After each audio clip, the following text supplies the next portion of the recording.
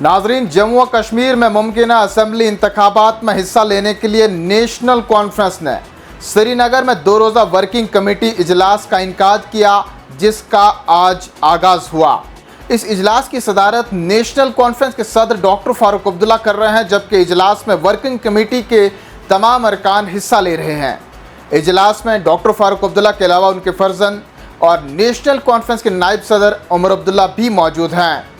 आपको बता दें, जम्मू व कश्मीर नेशनल कॉन्फ्रेंस के सूबाई सदर ने बताया कि इजलास का इनेकाद पार्लिमानी इंतखाबात की कारकर्दगी और खामियों का जायज़ा लेना है, जबकि असम्बली इंतखाबात की तैयारियों के लिए भी गुफ्त शनीद हो रही है। इस इजलास की अगर बात की जाए तो कल दोपहर के बाद ये इख्तिताम होगा। गौरतलब है कि जम्मू कश्मीर नेशनल कॉन्फ्रेंस ने गुज़श्ता रोज़ असम्बली इंतखाबात के लिए पार्टी का मंशूर तैयार करने के लिए 14 रुकनी कमेटी तश्कील दी।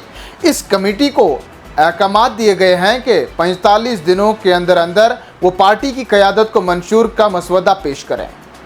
वाज़ेह है कि पार्लिमानी इंतखाबात के बाद जम्मू कश्मीर की सियासी जमातों ने असम्बली इंतखाबात लड़ने के लिए तैयारियों का आगाज़ किया है, जिस ज़मन National Conference, Peoples Democratic Party, Congress, Jammu Kashmir Apni Party, BJP और पीपल्स कॉन्फ्रेंस के अलावा डेमोक्रेटिक प्रोग्रेसिव आज़ाद पार्टी ने इजलास मुनक्किद किए हैं। अब देखते हैं आने वाले वक्त में कब इंतखाबात का बिगुल बजता है। आप बने रहें कश्मीर उज़्मा के साथ।